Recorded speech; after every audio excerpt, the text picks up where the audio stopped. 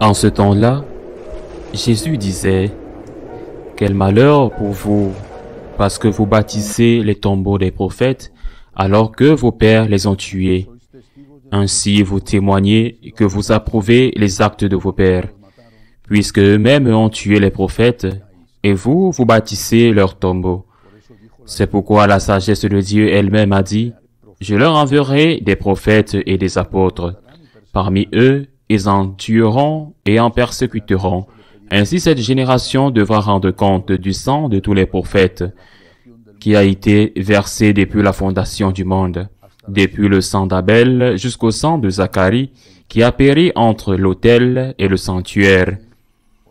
Oui, je vous le déclare, on en demandera compte à cette génération.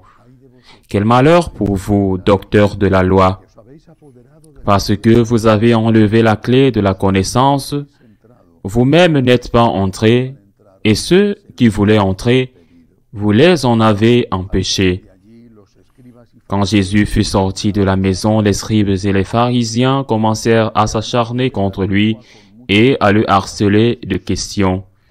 Ils lui tendaient des pièges pour traquer la moindre de ses paroles. Acclamons la parole de Dieu. Je pense qu'il y a deux thèmes différents, du moins dans ce passage de l'évangile de Saint Luc. Le premier est le reproche qu'il leur fait d'adorer, de construire des mausolées pour des prophètes qui ont été tués dans les générations précédentes. Cela me rappelle d'ailleurs beaucoup ce qui s'est passé et se passe encore avec les saints dans l'Église catholique. Au Moyen Âge, par exemple, lorsqu'un homme ou une femme mourait avec une réputation de sainteté, le lieu où il mourait, la ville où il mourait, peut-être qu'il était religieux et qu'il était mort dans un couvent, dans un monastère, ou qu'il était évêque, on se dépêchait parce que cette personne avec une réputation de sainteté, on se dépêchait de protéger le corps du défunt avec tous les moyens dont on disposait. Pourquoi? Eh bien, par vénération pour cette personne. C'est vrai, mais il le faisait parce qu'il était probable que des gens armés viendraient d'une autre ville pour voler ce corps. Et pourquoi voulait-il voler le corps d'une personne qui était morte avec une réputation de sainteté? Parce que c'était un commerce. Quand il y a une relique d'un saint, les pèlerins venaient. Les pèlerins venaient et laissaient de l'argent là où ils logeaient, là où ils mangeaient, là où ils achetaient des souvenirs. Ni ceux de la ville où ils étaient morts, ni ceux de la ville qui voulaient voler le corps du défunt ne s'intéresseraient trop aux personnes, aux personnages, mais au commerce. Les saints, je le répète, lorsqu'ils sont morts, n'étaient pas encore des saints, mais ils ont eu la renommée des saints plus tard. Tôt ou tard, beaucoup d'entre eux ont été canonisés, mais les saints n'étaient pas suivis. Les gens n'allaient pas là par désir d'imiter ce saint, mais cherchaient la médiation de ce saint devant Dieu. Plus les gens allaient là, plus ce saint était miraculeux, ce qui signifiait qu'il était embelli d'une manière parfois somptueuse. Cela signifie que sa tombe a été embellie, parfois somptueusement, et que des temples ont été construits autour d'elle s'il était mort humblement dans une cellule, dans une petite chambre de couvent, parce que les pèlerins qui allaient demander des faveurs, je le répète, généraient des richesses, laissaient des aumônes dans l'église, fréquentaient les restaurants et les auberges, achetaient des souvenirs qui étaient vendus dans l'église elle-même ou dans les environs? Ou bien était-ce le miracle que l'on pouvait obtenir grâce à ce sang qui était intéressant, ou c'était le saint qui les intéressait? Cela date du Moyen Âge. Est-ce la même chose aujourd'hui? Personnellement, j'aime beaucoup me rendre dans les sanctuaires de la Vierge ou des saints. J'aime beaucoup cela. Il n'y a pas longtemps, au mois de mai, nous avons fait un pèlerinage pour les franciscains de Marie dans différents sanctuaires où il y a des saints enterrés en Italie. C'était magnifique. C'était vraiment une grâce de Dieu d'être à côté du corps de Saint Pio de Pietrelcina ou à côté du corps de Saint Augustin, enfin, ou à côté du corps de Saint Antoine. C'était vraiment magnifique, des moments inoubliables. Mais qu'est-ce que je cherchais? Bien sûr, je vais souvent à Sainte Rita, même si aller de Rome à Sainte Rita est une aventure.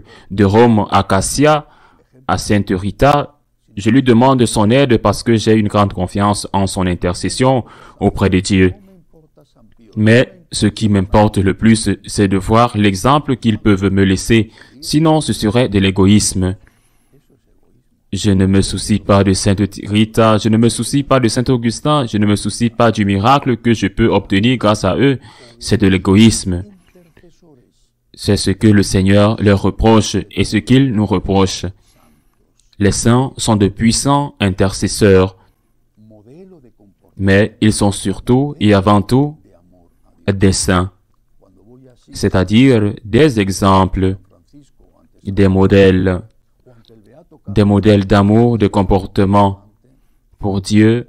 Quand je vais à Assise et que je prie Saint François ou Sainte Claire ou le bienheureux Karl Acutis, qui est si impressionnant, bien sûr, je demande de l'aide, mais je regarde surtout l'exemple qu'ils me donnent et ce qu'ils peuvent représenter pour ma vie quotidienne, qui est si différente. Bien sûr, à bien des égards, elle est différente de la vie qu'ils ont dû mener parce que nous sommes à une autre époque. Deuxième leçon de l'évangile de Saint Luc d'aujourd'hui, il y a une phrase qui n'est pas facile à interpréter. Malheur à toi qui t'es emparé de la clé de la connaissance, tu n'as pas entré, et ceux qui cherchaient à entrer, tu les en as empêchés. Il dit qu'ils se sont emparés de la clé de la connaissance parce qu'ils exigeaient une quantité immense de préceptes, plus de 600, que même les gens ordinaires ne connaissaient pas dans leur ensemble.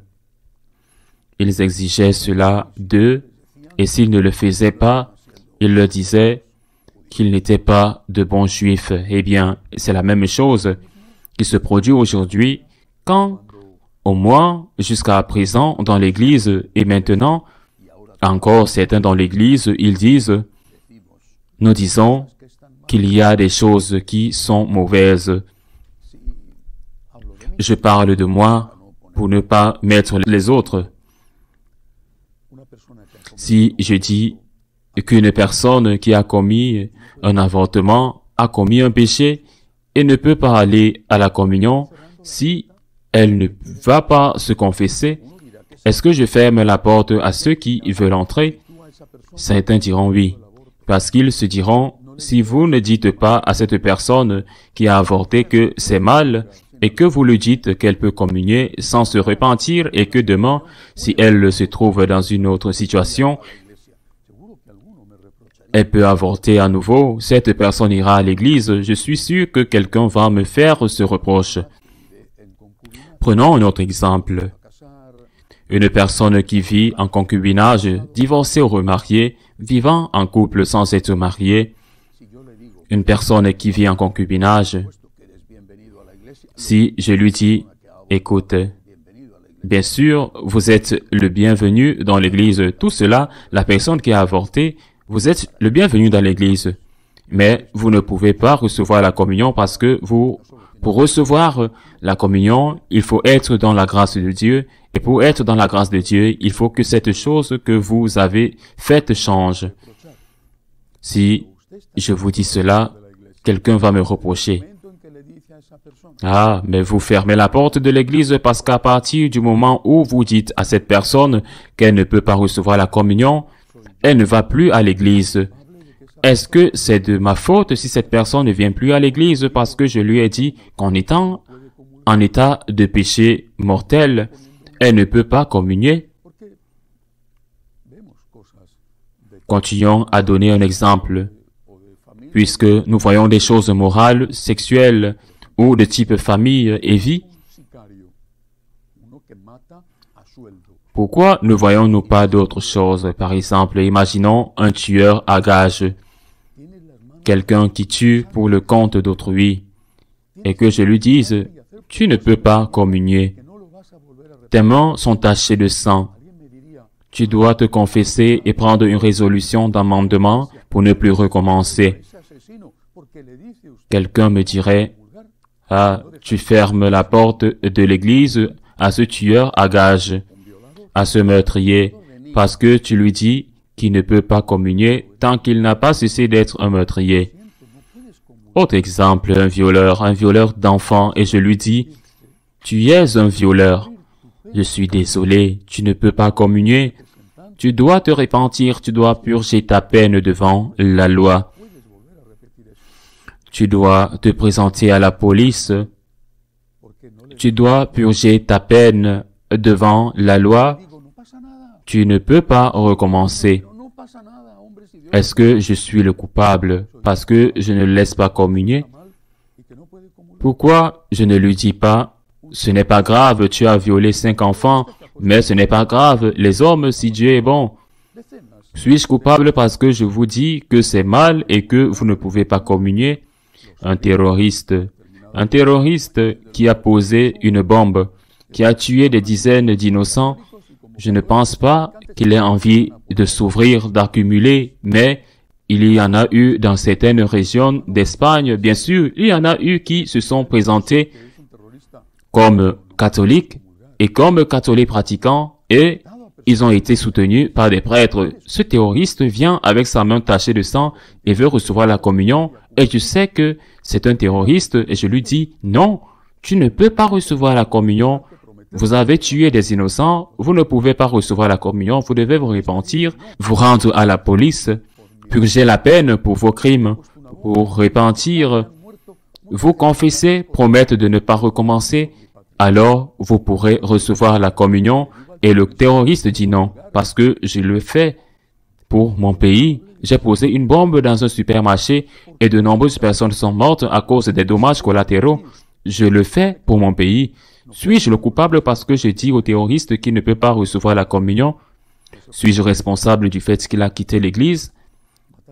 Pourquoi y a-t-il des péchés dont on peut dire « ceci est un péché » vous ne pouvez pas recevoir la communion si vous ne vous repentez pas, et d'autres péchés dont on ne peut pas dire « ceci est un péché » vous ne pouvez pas recevoir la communion si vous ne vous repentez pas.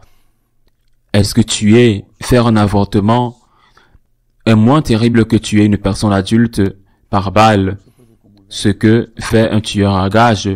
Tuer une personne adulte est un crime et tuer un enfant n'en est pas un.